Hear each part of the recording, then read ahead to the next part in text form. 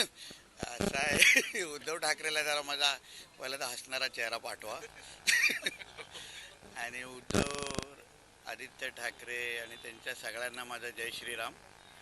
आणि आज जो एक भगवा झंझावात आमच्या आदरणीय देवेंद्र फडणवीस साहेबांच्या नेतृत्वात, आमचे प्रदेश अध्यक्ष आदरणीय रवी चव्हाण साहेबांच्या नेतृत्वात, सन्मान्य एकनाथ शिंदे साहेबांच्या नेतृत्वात आणि आमचे सगळेच महायुतीचे सगळेच आमचे प्रमुख नेते आज पूर्ण ह्या प्रत्येक महापालिकेमध्ये बहुतेक ठिकाणी जय श्रीरामवालाच महापौर बसण्याची पूर्ण पद्धतीने तयारी झालेली आहे.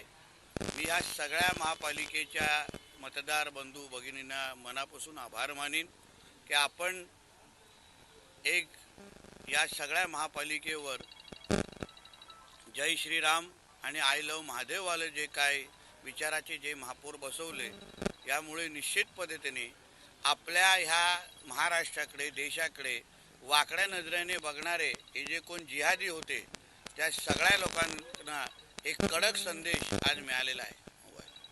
भारत माता की जय. जय श्रीराम. जय श्रीराम. जय श्रीराम. जय श्रीराम.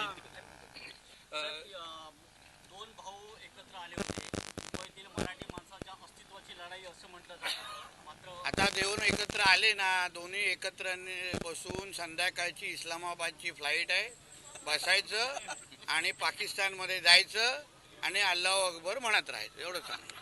भारतीय जनता पार्टी सर, आपका जिम्मेदारी रही विरार भाईंदर के साथ सभी जगह आपने अच्छी तरह देखिए, किया है.